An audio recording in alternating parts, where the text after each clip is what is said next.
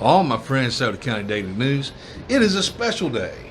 It's always a special day when we get to sit with the great former newly retired mayor of Portsmouth, Kevin E. Johnson. Welcome. Hello. Thank you, Mark. I don't know. That's a lot to live up to right there. But and the retirement is just from the mayor's job.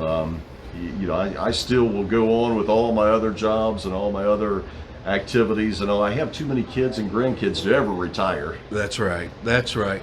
And you answered one of my questions. I had 5 questions. Now I got 4. And I'm just kidding. Just kidding. But yes, so it's safe to say that you're retiring from political life, but you plan to continue to serve the community.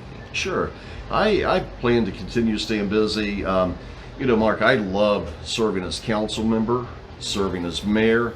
It has been the joy of my life, with the other joys with my kids and wife and all, but I've just been so honored to serve. Couple of reasons though. Number one, I've been down there close to 10 years, and I am a big believer that you turn over just as board members, or I believe that you bring in fresh ideas, and I think that it's time for that. Also, I want more time to spend with my children, with my grandchildren, missing some games and practices. Right. And so I want to be more involved there. Now, with that being said, I have no plans. I still have my career my work that I do. Sure. And I still plan on being involved with the children, with our church, with other civic activities and events. So yeah, I just won't be councilman or mayor. So remind the folks, you said 10 years, remind the folks how long you were 3rd Ward councilman and how long you were mayor. Okay, I actually came on in 2013. City Council interviewed me. Our 3rd Ward councilman at that time was Nicholas Basham. Nicholas, him and his wife had built a home up in Rock Hill, and so he had to step down because he was moving. Sure. I was interviewed with a couple other candidates for City Council, which I planned on running anyway for council member. I was interviewed and subsequently hired by City Council, so I came on in 2013. And then I had to run that fall for election of the office, in which I was able to successfully win that. So I began in 2013 as councilman. You know what? Boy, I hate to say this. I forget exactly, as mayor. It would have been about 4 years ago I began serving as mayor also. Mayor Cobb resigned, and I was then from vice president to the president of council and acting mayor, and then council chose me as mayor a few years after that as well. So altogether, it's been close to 10 years between city council and serving as mayor. Right. Very good. And out of those years as council or mayor, tell us. And I didn't prep you ahead of time with the questions. I normally don't do that. But give us your 3 special memories that you have in your memory bank, stories you can tell your children, your grandchildren, that you wouldn't have otherwise have had you not been mayor or city council. Well, there's a lot of stories, and there's things that I feel like that I worked with as council for accomplishments. Some of the stories that along the way, the humorous stories, I remember when I decided to run for council. Of course, you have to pass a petition and get so many names on there. And my wife, Angela, and I, as we do everything, we prayed about this, Mark, and we prayed earnestly, and I really didn't know if I was going to run or not. I didn't know until that weekend before you had to turn in the petitions. So that weekend, we'd make the decision, I'm going to run. So we have to go out and get names on our petitions. It snows. So we're walking in the snow, getting names. No shoes, uphill both ways. Well, no, but everybody's inviting us in their house, and we've got snow all over. Oh, and yeah, we're tracking snow in people's houses. And I'm thinking, there's no way that I'm ever going to be elected after looking at their floor. They're going to be so many. Anyway, we got the names, and then Frank Lewis was still alive at the time, who was a great writer for the paper, and also I worked with him in radio a number of years ago. But Frank then found it humorous that there was 2 Kevin Johnsons, because there was a Kevin Johnson on council at the time, and then I was running. And so he does the story when we turned in our petitions to run. He does a story, A Tale of Two Johnsons is the headline, and does a story about us turning in our paperwork at the same time. So kind of humorous stories there. Some of the things as far as council-wise, some of the accomplishments, I was very happy with one of the first things that happened, and that was when we went to the city manager form of government. I was the new guy on council. I got to interview other potential city managers and got to be a part of that process. And it was exciting times because our city was going from a strong mayor form to a city manager form of government. And so that was pretty exciting to be a part of all that and to see our city transition, which I still believe today was a great decision by the voters to transition to that form of government. So I was very excited about that. You know, I remember when our city purchased through Portsmouth school system the property down at the stadium. See, the city now owns those lots that's down by the stadium, and that was just a win-win. You've heard the term win-win for all parties involved. Well, that was a win-win. Portsmouth City Schools had another company that was picking up their garbage or their trash at that time. So the way this worked is we were going to start picking up their trash in exchange for this property.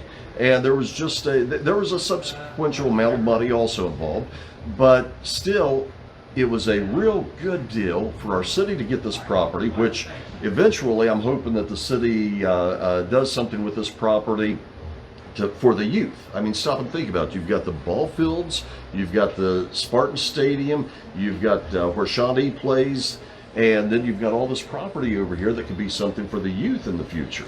And that's how I'd like to see it developed. Is that correct me if I'm wrong, is that the planned current staging area for the renovations on the levee? It is right now, and so therefore it can't be used until that project is completed because that's a staging area. So that actually turned out to be a good deal too, kind of a blessing in disguise right there, because that's let folks know that's government. That's is it the Army Corps of Engineers that's the levee project? Yes, that's an Army Corps of Engineer project that is so many millions of dollars, 75 million or something, that our city does not have to pay. And it's because, and this was said at the meeting, it's because the city has been such good stewards of maintaining their flood wall and their levee. You might remember a few years ago when we had to go through all the FEMA certification, and there was some problems with the FEMA certification because there was some issues at a few points with the levee, and we had to fix those.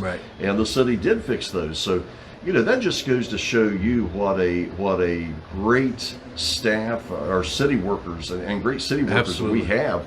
And that was said at that meeting that night by those from the Corps of Engineer, that the reason why our city qualified for this is because of the fact it's been maintained. So that's some of the things there. I love it. I love it. So now I'm going to share a memory. Sure. All right. So you think back, this was a couple years ago, and there was water breaks all over town, and everybody was, I'm not going to say panicked, but very concerned. And this happened on the weekend. And the idea was going to be to open the water there by Bob Evans Waterworks, and so people could get water. But people didn't know about it, and sometimes we feel like we're kind of the public information people, and so we were getting sworn. And this was on a Sunday at church time. And I got a hold of you, and I said, what do I tell these people? And you said, up, give me a second, have them go down there. I went down there first before I told anybody, and nobody answered the door.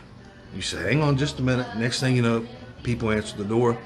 We went live, and within 30 minutes, cars were all lined up and ready to go. And that memory for me is, I know it was your personal time. It was also church time, but you knew that people were very concerned. They wanted their water, and you helped facilitate that and work with the press to make sure that everybody knew where to go, how to approach it. And we did a little thing saying this is exactly how you pull in and this is how you do it. And none of that would have happened. And all those hundreds of people that day wouldn't have got water had it not been for you. Well, I tend to think that somebody else would have stepped up if they would have been, was I mayor then, if they would have been mayor? Yes. I tend to believe that somebody else would have stepped up, Mark, because people are good-natured. People, you were covering, but if it wasn't for Mark, maybe someone else would have been covering. Right. I'm serving as mayor. That's a servant's job, and I truly believe that had I not been there, someone else would have done that, because that's what Portsmouth is. Portsmouth is people that come together. Portsmouth is people that's there for each other. You know, you go outside of our community sometimes and you'll hear people say, well, this happened or that happened. They'll naysay about our city. But I'm here to tell you, we are a city of resolve. I said this at my last council meeting. You look at our murals, and this city is a city of resolve through floods and through economic depression and through bad things. We always pull together, and that's Portsmouth. That's Portsmouth. That's true. And so I thank you for your kind words there. But that's just that's something we all do. Yeah, and you know, I said recently, if there's bad news if you're looking for it, there's good news if you're looking for it. It's all according to what you're looking for. Sure. What are you looking for? Exactly. We had the hashtag Choose Your Portsmouth. What Portsmouth do you want to have? You know, so yes, that's very true. That in that same situation, there could have been two other people with compassion to make sure everybody got what they needed. And I choose to believe there would have been. Yes. I choose to believe there would have been. So let's talk politics just 1 second. Sure. Now, council is supposed to be apolitical, but there are a lot of times when you voted, you were all by yourself. Talk about how that felt and what compelled you, and you know, kind of the inner Kevin that said, you know, I'm not on specific issues because we're not here for that, but just when it's time to take a stand and stand alone. How does that feel, and what kind of model does that set for not only yourself but for your family? Well, number one, it was never personal. You know, I read a book one time how President Reagan and Tip O'Neill, who was the Speaker of the House, every evening they would have a beer together. Yep. These guys would fight it out during the day, but they were friends. And that's how I always wanted to be with council. I always wanted to be civil, whether we agreed or whether we disagreed. And anybody, and I hope that'll always be said of the meetings that I presided over, that if you came to city council, you were treated with civility and treated with respect. And as far as sometimes, you're right, sometimes I was someone tagged me lone wolf one time, and I started grabbing a hold of that myself. And sometimes I was the lone wolf on issues, but that's okay. Just as strongly as I believed in how I voted, I'm certain the others believed in the way they were voting. Right. So, and that's what's great about our country. Yeah. And there's things to this day that I still disagree with the way the votes went, but that's my opinion. You said we're not going to pick out specific ones, so I won't. But I believe that you stand true to yourself, and you stand true, and you know, you do the best job you can do, Mark. And at the end of the day, that's all you can do. That's right. That's right. So we're going to wind down with the last part, and that is there is going to be a new third ward councilman who we already know. There's going to be a new mayor who we don't know for sure who's going to be, probably, but we don't know for sure. So let's start with third ward. What advice would you give to the new Third Ward council person? Well, Andy Cole will be the new Third Ward councilman, and I've only met and talked to Andy a few times, but you know what? He seems like a very stand-up young man. If he has questions for me, if I can do anything to assist Andy, I would be more than happy to. In fact, him and I have had some conversations in the last few days. We've sat down a couple of times over coffee, and I would just say to Andy, do the best you can do as representative of the Third Ward. When people reach out to you, make sure that you contact them back. And just remember that even those that don't support you and don't vote for you, you're still representing them. You're still working for them. That's right. And I always try to keep that as my main focus, that no matter if you voted for me or you didn't vote for me, I still work for you. And I think Andy will. Everything that I know of Andy is good, so I think he'll do a good job. And to the new mayor. Well, we don't know right now exactly who the new mayor will be. Right. We think we probably have a good idea. I would just encourage whomever the new mayor is to, when you preside over the meetings, treat people civil, be respectful. Remember, just because you disagree with them or you disagree with their politics or what they stand for, civility is still important in the council meetings. And remember that you as a council, you're representing your constituents, and you're representing our city, which is, as we said, which we feel is a great city. And just remember that at all times. Very good words. Very good words. And it's the entire city. Those who voted for you, those who didn't vote for you, those who never showed up. Right. It's everybody. It's everybody. All right, this is the last one. Oh, you ready for the last one? I'm ready for the last grand one. finale. What do you want the folks to know going forward? Because this is your parting words, because you're going from Mayor of Portsmouth to Citizen Johnson. Right. And so tell the folks one last time, going forward, how they should feel. Is it optimistic? Is it doom and gloom? Are we in a good spot? Do we need to be careful here? Tell us from your heart how you feel, where we are right now, and what we should do going forward. Sure. Well, let's first talk about the city itself. Our city is very strong financially, stronger than we've been in many years. In 2013, our city most departments were in the red. It was tough. It was very tough financially. A couple of different things happened along the way. City council got busy. They rolled up their sleeves. The city council cannot pat themselves on the back entirely, because the voters also approved a tax increase. And so a combination of all efforts helped get our city back where we needed to be financially. Now, our city right now is this close from being all fiscal watch, and it just is going to require some good financial decisions, and sometimes maybe saying no when we want to say yes, but maybe saying no. But we're strong financially. We're strong employee-wise. We've added some departments that needed to be strengthened. We strengthened those. Code enforcement, for example, cleaning up our city. We have some work that needs to be done in some of our departments. I'm here to tell you right now, our police and fire need to know that our leaders support them, and they need to know that. And so we have some work that needs done there. But yes, our city, I feel like our city is strong, Mark. As far as going forward, what I would like to pass on to the folks that's watching or listening is the fact that, as we've said so many times, and I don't want to run to the ground, but our city is a great city to live in. Our city is a city where any child can grow up and do what they want to do. with some work. They can do what they want to do. My story, for those that don't know, my father was a disabled veteran. When I was really young, we had to move. I don't know if we lost I don't know what happened, but I know we had to move.